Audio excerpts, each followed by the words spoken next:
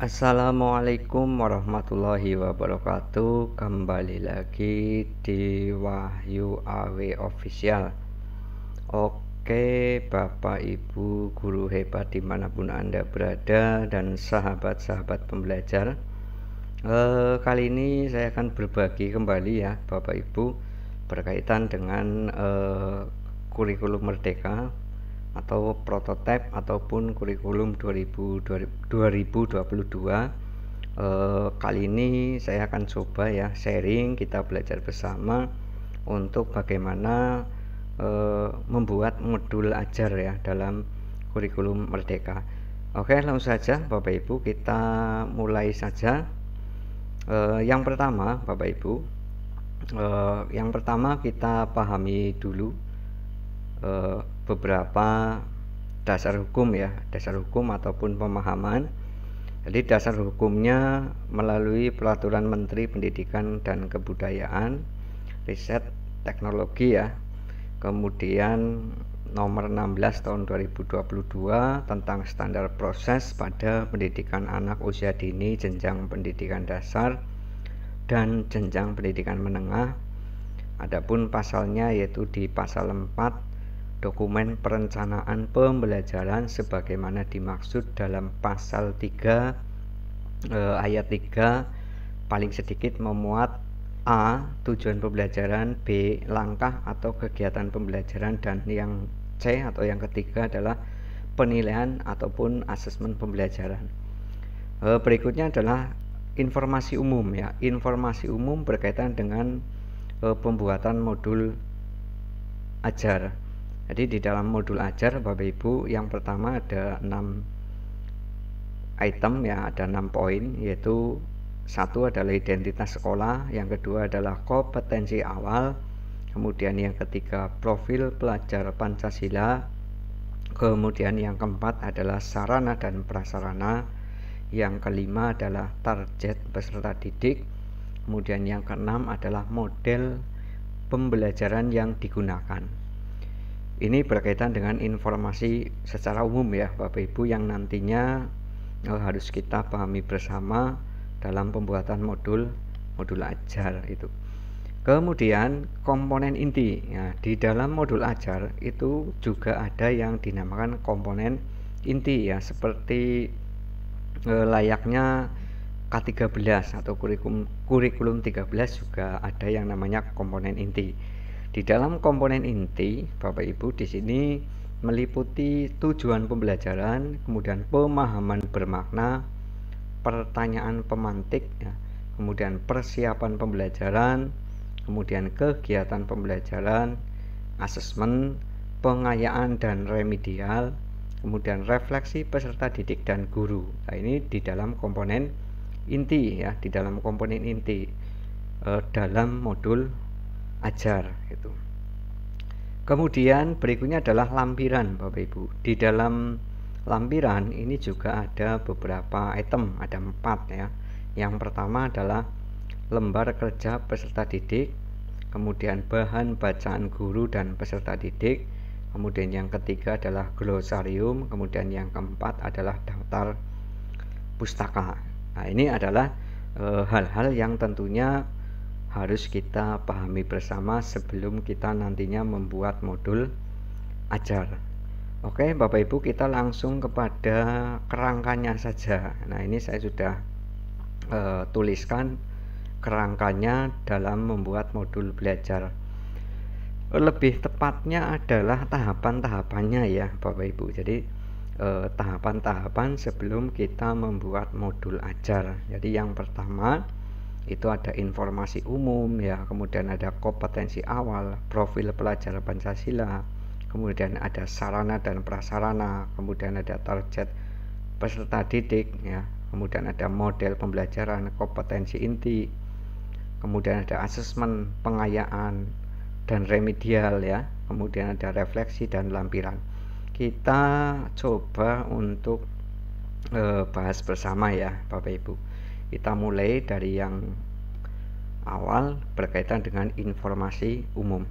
Informasi umum apa sih Bapak Ibu? Nah, informasi umum ini berkaitan dengan identitas sekolah, kemudian di dalam identitas sekolah mestinya ada nama sekolah ya, kemudian ada nama penyusun, ada fase ya, fase silakan Bapak Ibu sesuaikan dengan kelas yang diajar, kemudian ada alokasi waktu. Ini informasi umum harus ada Bapak Ibu, jangan sampai lupa. Nah, ini yang harus kita perhatikan bersama. Kemudian adalah kompetensi awal. Kompetensi awal ini artinya adalah kita memberikan informasi awal ya, informasi awal berkaitan dengan materi yang akan diajarkan kepada peserta didik. Nah, misalkan saya contohkan di sini adalah peserta didik dapat melakukan gerak dasar lokomotor. Nah, ini biasanya di kompetensi awal itu ya berkaitan dengan pengetahuan dan keterampilan. Silakan Bapak Ibu bisa berinovasi sendiri sesuai dengan mapel ampuannya masing-masing. Kemudian yang berikutnya, yang ketiga setelah kompetensi awal, yaitu ada yang namanya profil pelajar Pancasila ya. Nah, di dalam profil pelajar Pancasila ini ada 6 kategori ya Bapak Ibu. Jadi yang pertama adalah beriman dan bertakwa terhadap Tuhan Yang Maha Esa dan berakhlak mulia. Kemudian yang kedua adalah berkebinekaan global, ada mandiri, gotong royong, bernalar, dan kreatif. Nah, dari keenam profil pelajar Pancasila ini nantinya tidak serta-merta ini dimasukkan semuanya di dalam modul ajar Bapak Ibu ya. Jadi dimasukkan sesuai dengan kebutuhan ataupun sesuai dengan tujuan pembelajarannya itu apa. Jadi tidak harus dimasukkan semuanya. Nah, itu ya Bapak Ibu, untuk profil pelajar Pancasila itu tidak harus dimasukkan semuanya untuk poin-poinnya. Kemudian yang keempat adalah sarana dan prasarana. Nah, sarana dan prasarana ini meliputi media ya, media pembelajarannya itu apa ya, misalkan dengan PowerPoint atau mungkin dengan video atau mungkin melihat tayangan YouTube dan seterusnya. Silakan, saya rasa untuk media Bapak Ibu sudah bisa memahami bersama. Kemudian alat ya, alatnya itu apa. Nah, ini saya contohkan ya Bapak Ibu yang saya sudah buat. Untuk alat ini kalau dalam pembelajaran PJOK, nah ini itu misalkan alatnya adalah ada peluit, ada stopwatch dan seterusnya. Itu ada apalagi ini kun ya. Itu ini kalau di dalam pembelajaran PJOK. Tapi kalau di dalam mata pelajarannya Bapak Ibu ya silakan diinovasikan sendiri untuk berkaitan dengan alatnya itu apa untuk alat pembelajarannya. Kemudian lingkungan belajar. Nah, lingkungan belajar silakan ditulis, misalkan kalau guru kelas ya di kelas ya. Berarti kalau mapel PJOK misalkan ya lingkungan belajarnya ya biasanya di lapangan ya, tulis saja di lapangan. Kemudian bahan bacaan ya, bahan bacaannya itu apa ya, itu. Kemudian yang berikutnya adalah target peserta didik. Nah, tahapan yang berikutnya adalah target peserta didik ya. Target peserta didik ini terbagi menjadi 3 golongan atau 3 kategori ya. Jadi yang pertama adalah peserta didik reguler, kemudian yang kedua adalah peserta didik dengan kesulitan belajar, kemudian yang ketiga adalah peserta didik dengan pencapaian tinggi. Nah, silakan untuk hal ini juga Bapak Ibu menyesuaikan dengan apa yang terjadi di sekolah masing-masing ya. Biasanya ya kita utamakan yang ini dulu Bapak Ibu, yang regulernya dulu ya, peserta didik reguler. Misalkan ini juga saya tuliskan dalam modul ajar saya, misalkan ini hanya contoh.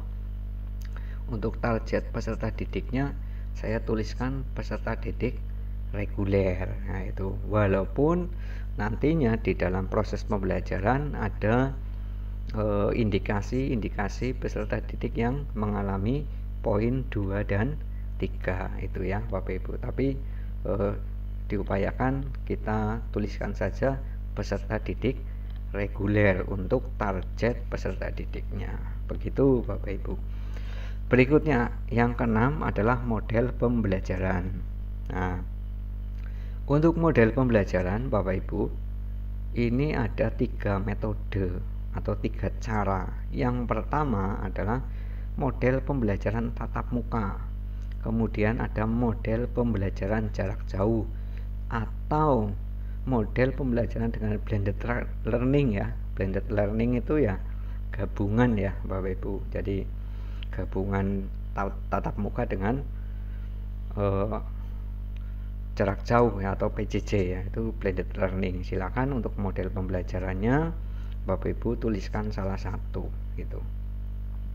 Kalau saya ini ada contohnya ya di sini. Untuk model pembelajarannya saya menggunakan PTM ya, karena sudah tatap muka dan inquiry ya, model wawancara lah ya atau pertanyaan itu. Silakan Bapak Ibu, sekali lagi untuk model pembelajaran bisa disesuaikan dengan konsep materi pembelajaran yang Bapak Ibu ampu ya di kelas masing-masing. Berikutnya di tahapan yang kedua Bapak Ibu, untuk membuat modul ajar, untuk tahapan kedua adalah membuat komponen inti ya. Nah, di dalam komponen inti itu ada tujuan pembelajaran, ada pemahaman bermakna, pertanyaan pemantik ya, kemudian ada persiapan pembelajaran, ada kegiatan pembelajaran dan seterusnya. Kita bahas satu persatu tentunya Bapak Ibu. Yang pertama adalah tujuan pembelajaran. Nah, tujuan pembelajaran ini silakan Bapak Ibu tuliskan sesuai dengan materi yang diampu ya. Misalkan saya PJOK, nah ini tujuan pembelajarannya misalkan dengan melakukan berjalan, peserta didik dapat menemukan cara sambil berlari, bisa melompat yang efektif dan dapat menunjukkan sikap berkebinekaan global dan gotong royong. Ini misalkan saya contohkan untuk mata pembelajaran PJOK-nya. Nah, kalau mata pembelajarannya Bapak Ibu ya silakan ya, bisa diinovasikan sendiri itu. Berikutnya di dalam komponen inti itu ada yang namanya pemahaman bermakna. Pemahaman bermakna sih apa Bapak Ibu? Nah, pemahaman bermakna sekali lagi adalah setelah mengikuti kegiatan pembelajaran itu akan dapat diterapkan siswa di kehidupan sehari-hari ya. Ini misalkan saya sudah tuliskan ya pernyataannya. Manfaat yang akan diperoleh setelah mengikuti pembelajaran, manfaat tersebut nantinya dapat peserta didik terapkan dalam kehidupan sehari-hari. Ini yang dinamakan pemahaman bermakna. Ya, saya rasa ini juga Bapak Ibu bisa inovasikan kalimatnya. Berikutnya adalah pertanyaan pematik atau pemantik. Iya, jadi pertanyaan pemantik ini adalah pertanyaan ataupun satu tujuan agar mengetahui ataupun siswa berpikir kritis. Nah, ini pertanyaan pemantik ini bisa Bapak Ibu lakukan sebelum pembelajaran. Ini boleh-boleh saja. Misalkan kalau di PJOK ini saya sudah ini Bapak Ibu, misalkan di PJOK pertanyaan pemantik saya itu misalkan ini. Nah, ini pertanyaan pemantik saya, tunjukkan cara berjalan sesuai versi kalian ya. Itu misalkan anak disuruh untuk berjalan sesuai dengan versinya ya. Kemudian kaki sebelah mana yang baik untuk melakukan berjalan langkah awal. Nah, ini pertanyaan pemantik ya gitu. Ini bisa Bapak Ibu lakukan di awal pembelajaran. Silakan tuliskan sesuai dengan mata pelajaran Bapak Ibu yang diampu di kelas.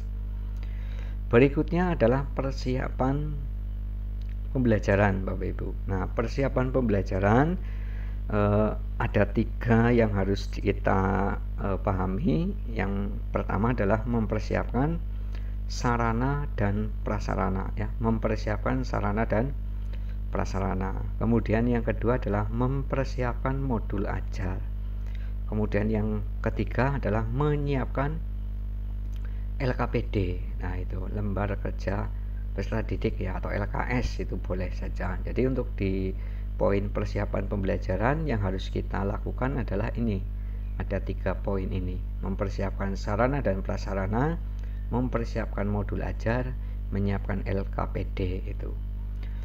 Lanjut berikutnya Bapak Ibu, kita masuk di kegiatan pembelajaran. Tahapan berikutnya setelah kita menuliskan persiapan pembelajaran dalam modul ajar, juga ada yang namanya kegiatan pembelajaran.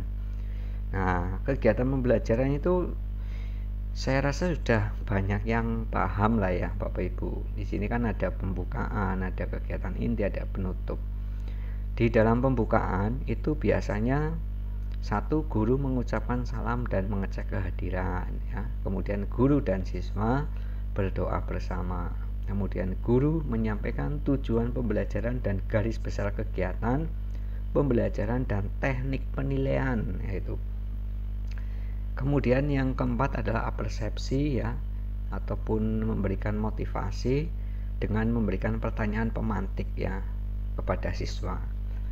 Kemudian kegiatan inti ya, ada kegiatan inti, kemudian ada kegiatan penutup ya. Saya rasa untuk hal yang ini, yang kelima berkaitan dengan kegiatan pembelajaran, saya rasa Bapak Ibu sudah banyak yang mahir dan memahami. Oke, lanjut saja, kita masuk di tahapan yang ke-6 ya, untuk membuat modul ajar, yaitu ada yang namanya asesmen ya. Nah, asesmen dalam kurikulum Merdeka Bapak Ibu itu dibedakan atau dibagi menjadi 3. Yang pertama adalah diagnostik, formatif, dan sumatif ya. Jadi diagnostik adalah asesmen sebelum pembelajaran. Nah, ini Bapak Ibu bisa melakukan teknik penilaiannya seperti apa ya. Misalkan dengan survei boleh, dengan pengamatan itu boleh. Ini bisa dilakukan di sebelum pembelajaran. Kemudian formatif ya, formatif itu adalah asesmen pada proses pembelajaran, misalkan penilaian proses, observasi sikap, keterampilan, dan pengetahuan. Kemudian yang sumatif yaitu adalah asesmen pada akhir pembelajaran ya, misalkan penilaian akhir sekolah ya, atau SAS ya. Kalau sekarang sudah diganti SAS kalau nggak salah ya Bapak Ibu, itu sumatif ya.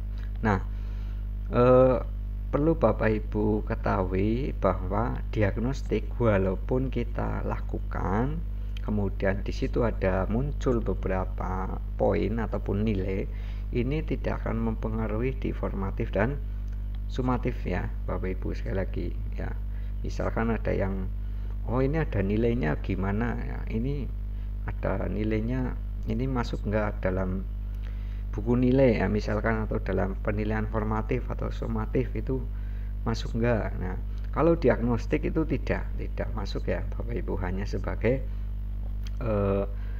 survei awal sebelum pembelajaran saja untuk mengetahui keadaan peserta didik kita. Itu kita lakukan dengan asesmen diagnostik. Nah, itu.